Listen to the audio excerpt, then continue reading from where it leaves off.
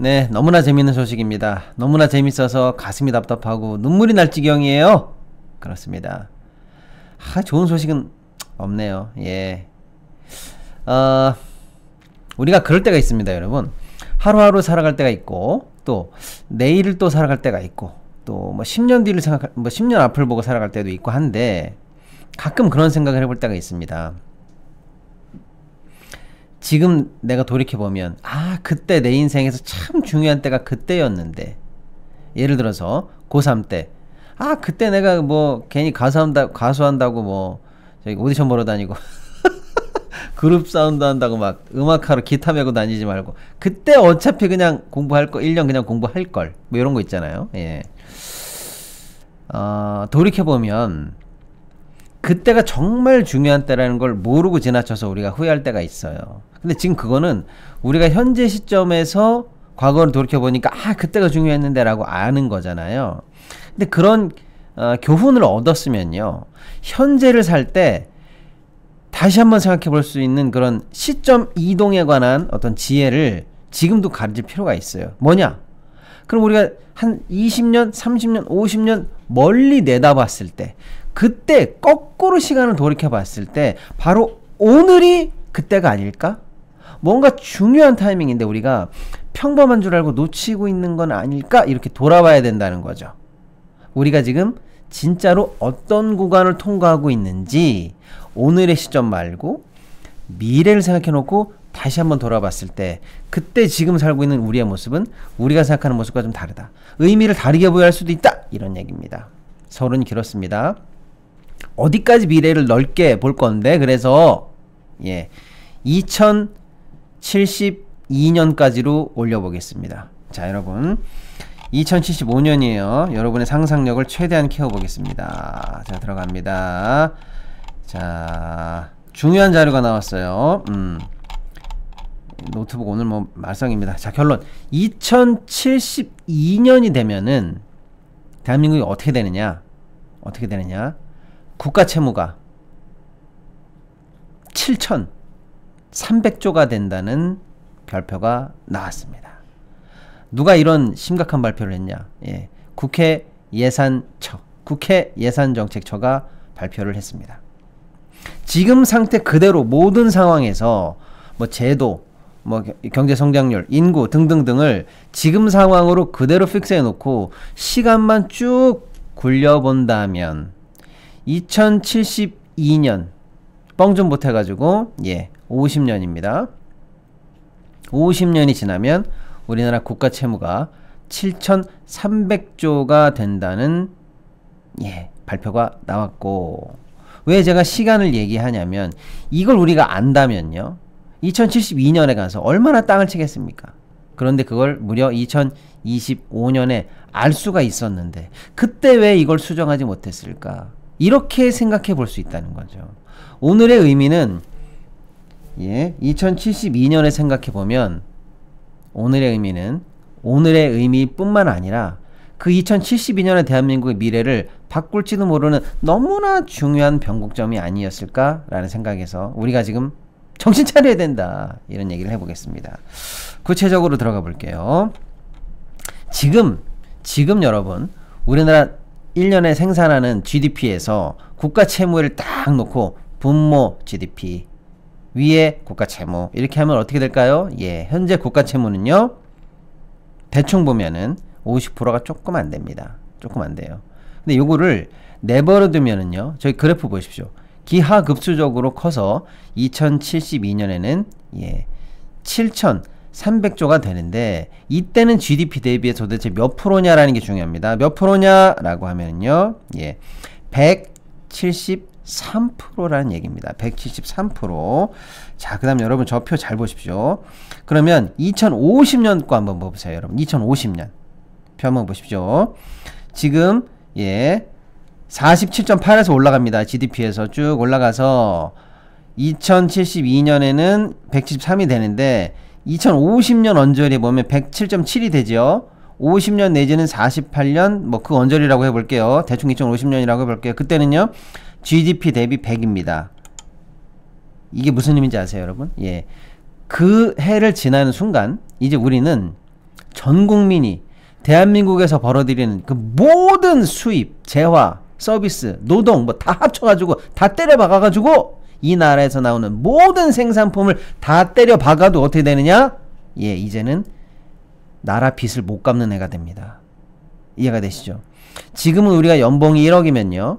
빚 갚는데 좀 무식한 얘기입니다. 꼭 이렇게 꼭 들어맞진 않지만 지금 우리가 연봉 1억이면요. 빚 갚는데 예, 4,870만 원을 씁니다. 그래도 남네. 그래요. 5천만 원으로 생활하면 되지 뭐. 그렇습니다. 그런데 2050년이 되면 연봉이 1억이잖아요. 빚 갚는데 1억 700만 원을 써야 됩니다. 그럼 어떡하라는 얘기야? 못 산다는 얘기죠. 빚이 빚을 낳고 충격적입니다. 그리고 예, 그래서 2072년에 173%까지 올라가는데 중요한 변곡점은 중간에 2050년에 있다. 그때는 뭐하냐? 예, 이 나라에서 나는 모든 것들을 다 때려박아도 우리가 빚을 못 갚는 빚이 국가 채무가 GDP를 앞서는 그런 해를 중간에 겪게 된다라는 것입니다. 국회 예산처가 발표한 거 너무 세게 발표한 거 아니야? 라고 여러분들께서 생각하실 수도 있는데요. 예, 저는 다른 통계보다 국회 예산처의 통계를 조금 더 신뢰하고 있습니다.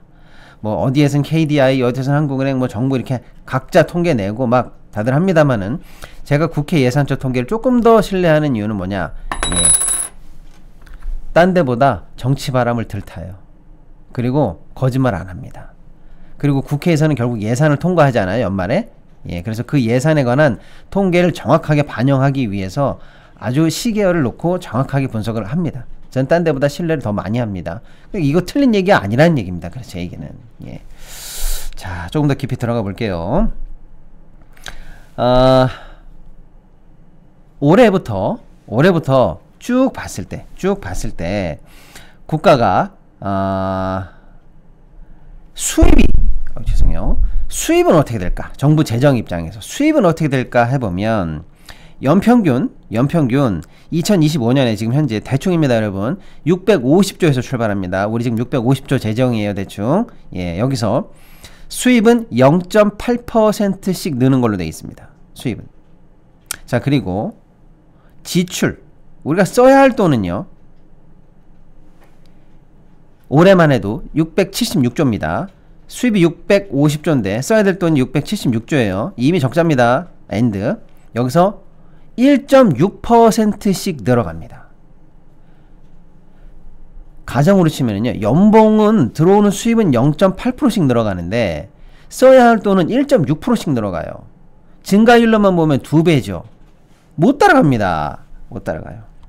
그래서 2072년이 되면 국가 재정 수입은 650조에서 지금부터 930조까지 늘어가는데 2072년이 되면요. 지금 676조에서 1418조가 됩니다. 이해가 되시죠? 딱 50년 지나고 나니까 2배가 됩니다. 어마어마합니다. 자, 이런 결과에 따라서 예, GDP 대비 아까는 국가 채무고요. 이제는 예, 재정 적자는요.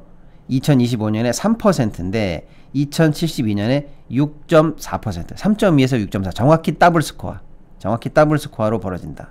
그래서 갚을 돈도, 그러니까 빚도 많이 늘어나는데 그걸 갚아야 될 정부의 스스로의 적자도 허덕이면서 예, 앞날이 깜깜하다. 이렇게 보겠습니다. 왜 이런 일이 일어날까? 원인으로 들어가 보겠습니다. 원인은 일단 인구입니다. 인구가 준다라는 거예요. 이번 예산정책처의 분석에 활용된 인구는 통계청이 내고 있는 장래 인구 추계를 그대로 가서 따왔다라고 하는 거예요. 너 왜 네 맘대로 인구를 그렇게 가져왔어? 이게 아닙니다. 이미 우리 국가가 예정하고 있는 통계를 그대로 따왔는데 여기에서도 중위, 저위, 고위가 있습니다. 그래서 중간값을 떼어왔다 이거예요. 중간값. 합리적으로. 중간값을 떼어왔는데 그렇게 활용을 했다라는 거고. 그런데 이제 다행인 것은 인구가 조금 좋아진다라고 하면은 지금 나오는 것보다 채무 비율이 조금 더 좋아져요. 그리고 만약에 인구가 지금보다 더 안 좋아진다 그럼 채무 비율이 더 나빠지겠죠. 당연히 그렇습니다. 예. 인구에 따라서 왜 이렇게 되고 있냐면 생산 가능 인구가 줍니다. 인구가 주니까요. 돈 벌 사람이 없다는 거예요. and 노인이 늘죠. 그럼 어떻게 됩니까? 각종 사회보장성 지출은 어마어마하게 늘어납니다. 인구 구조가 이렇게 돼 있는 항아리 구조가 이렇게 돼 있는 가운데가 두툼한 구조가 아니라 역피라미드로 가니까요. 돈 버는 사람 적고 각종 사회보장성 지출은 어마어마하게 늘 수밖에 없는 구조. 그걸 그대로 갖다 반영하면 이런 결과가 나온다라는 겁니다. 자, 이렇게 되니까 다양한 사회 문제가 동시에 야기될 가능성이 있죠. 정부가 돈이 없으면 어떻게 될까요? 뻔하죠. 제대로 된 인프라 투자, 사회 투자, 생산성 투자 못하겠죠. 빚 갚고 빚도 못 갚고 각종 노인 복지 예산들 하느라고 허덕이겠죠. 우리나라에 있는 수많은 인프라들 어떻게 될까요? 노후화 되는데 쉽게 말하면 길이 다 파여 있어도 새 도로를 못 갈고 댐이 다 낡아가도 보수가 안 되고 원자력 발전소 다 터져가는데 보수 안 되고 인프라가 노후화됩니다. 점점 생산 가능한 설비에다가 투자를 못하게 되죠. 그렇습니다. 자연스럽게 뭘 연상해야 될까요, 여러분? 국민연금 같은 건 어떻게 될까? 더 빨리 소진될까요? 그렇죠. 그래서 이번에 예산처가 국민연금 소진 연도를 다시 계산해 봤습니다. 그랬는데 2년이 더 당겨졌습니다.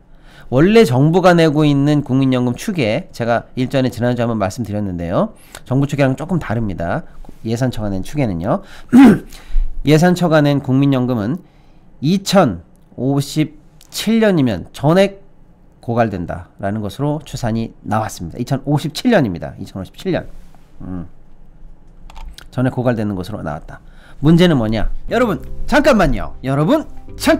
휴대폰, 인터넷, 정수기 가만히 두면 최대 128만원 손해입니다. 휴대폰 전환지원금 최대 50만원, 인터넷 TV 최대 48만원, 가전 렌탈 최대 30만원까지 현금을 설치 당일에 약정 끝날 때마다 꼬박꼬박 받을 수 있습니다. 법에서 정해준 지원금이니까 당연히 받아야죠. 전국 가입자 수 1위, 아정당 가장 많은 가입수당으로 현금을 최대로 줄 수 있습니다. 만약 다른 곳보다 혜택이 적다면 차액의 120%를 보상해주는 제도까지 있습니다. 24시간 365일 밤낮 없이 전화, 카톡, 무료 상담, 초고속 설치까지도 가능합니다. 아이폰, 갤럭시도 최대 지원금에 주문 당일 발송됩니다. 이사, 청소도 유명한 홈서비스 전문기업 아정당. 휴대폰, 인터넷, 가전, 렌탈, 이사, 청소까지 정당하게 받자.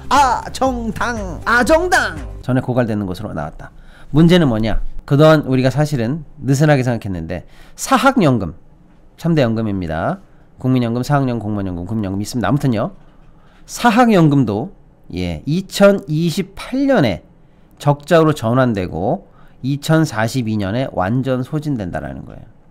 사학연금 들고 계신 우리 수많은 사립학교 교원 여러분들, 교수님들, 사립학교 선생님들, 또 대학병원 간호사분들, 이런 분들 전부 다 여러분 사립학교 재단입니다. 뭐 세브란스 병원 뭐 이런 병원 있죠. 다 그거 다 대학병원이죠. 그거 다 어디 소속이에요? 다 대학 재단 소속입니다, 여러분. 거기는 수많은 의료진들 다 마찬가지입니다. 사학연금 담당하고 계시는 분들이에요. 이런 분들이 지금 현재 2028년이면 적자가 전환됩니다. 얼마 안 남았어요, 적자 전환이. 국민연금은 적자 전환이 2040년인데 사학연금 더 빠릅니다. 2028년이에요. 그래서 2057년에 국민연금은 완전 소진될 것으로 예상하는데 사학연금은 42년에 완전 소진될 것으로 예상이 되고 있다라는 얘기입니다. 심각한 상황이에요. 심각한 상황입니다. 자, 사실상 시간이 갈수록 나라 곳간이 곳곳에서 텅텅 비어간다라는 얘기입니다. 정부 재정 비어가요. 연금 비어가요. 사학연금 비어가요. 지방재정 비어가요. 어떡할 겁니까 이거? 큰일 났습니다. 큰일 났습니다. 자, 그래서 실질적인 국가 GDP는 어떻게 될까? 실질 GDP는요, 올해 2.2 성장할 것으로 일단 예상합니다만은 2.2 안됩니다. 1.5밖에 안됩니다. 저 그렇게 예상합니다. 아무튼 2.2 성장할 거로 일단 집어넣었는데 2030년에 1.9, 드디어 우리가 1%대 성장으로 들어가고요. 2050년에 0점대를 드디어 기록하기 시작합니다. 그리고 2060년이면 0점대 중에서 0.5 밑으로 떨어지고요. 2072년이 되면 0.3으로 떨어진다. 사실상 예, 성장 엔진이 계속 꺼져가고 있다. 큰일 났네 이거. 큰일 났어 이거. 예. 생산 가능 인구 아까 얘기했죠. 노동 경제 활동에 참가하는 노동 인구 2025년에 64%거든요. 지금 100명 중에 60명은 일한다는 얘기입니다. 64명은 현재 일할 수 있어요. 아이 빼고 어른 빼고 청소년 빼고 뭐 아프신 분들 빼고 하니까 100명 중에 64명은 현재 일할 수 있습니다. 일합니다. 그런데 지금 일할 수 있는 인구의 수가 2032년에 2,900만 명으로 갔다가 2072년에는요 1,828만 명까지 떨어집니다. 총 인구는 3천만 대로 떨어지고요. 큰일 났네 이거. 큰일 났네. 예. 아 이게 지금 보통 저 자료가 아니라서 제가 이게 다양한 항목들이 있는데 항목 하나하나마다 너무 충격이 심해가지고 예. 일단 이렇게 한번 가져와 봤습니다. 자, 왜 제가 이 심각한 자료를 얘기하면서 오늘 미래 시점에서 오늘을 다시 봐야 된다. 우리가 지금 어느 구간을 통과하고 있는지를 봐야 된다라고 하잖아요. 아까 우리가 처음에 말씀드릴 때 여러분 이렇게 그래프 이렇게 그려줬잖아요. 국가 채무가 이렇게 쭉 올라가는 그래프. 저 끝에 가서 기울기가 저렇게 가파르게 쫙 올라가고 나면은요 마지막에 가서 못 고칩니다. 요 앞단에서 0.1, 0.2 여기서 건드릴 수 있을 때 요때 건드려주면서 여기서 기울기를 잡아줘야 끝에 가서 기울기가 이렇게 커지는 걸 막을 수가 있어요. 50년 뒤에 한국의 미래를 저렇게 예상하는 지도가 나왔다고 생각하고 우리가 50년 뒤에 지금 살고 있다라고 생각해 보세요, 여러분. 예. 우리 후세대가 50년 전 조상들한테 뭐라고 그러겠어요? 아, 그때 아버지, 그때 할아버지, 나라가 이 지경일 때 뭐 했어요? 통일 안 하고 뭐 했어요? 인구 안 늘리고 뭐 했어요? 미래를 위해 준비 안 하고 뭐 했어요? 연금 개혁 안 하고 뭐 했어요? 생산성 향상을 위해서 뭐 했어요? 이런 질문을 하지 않겠습니까? 미래 2072년도에 우리 손주들이 그런데 그걸 지금 우리가 들었다라고 생각하고 오늘 우리가 바꿔야 됩니다. 시간이 없어요. 대한민국의 엔진이 꺼져가고 있습니다. 빚만 잔뜩 지고 있는 벌어서 빚도 못 갚는 나라. 예, 암울한 우리 이 전망이 나왔다.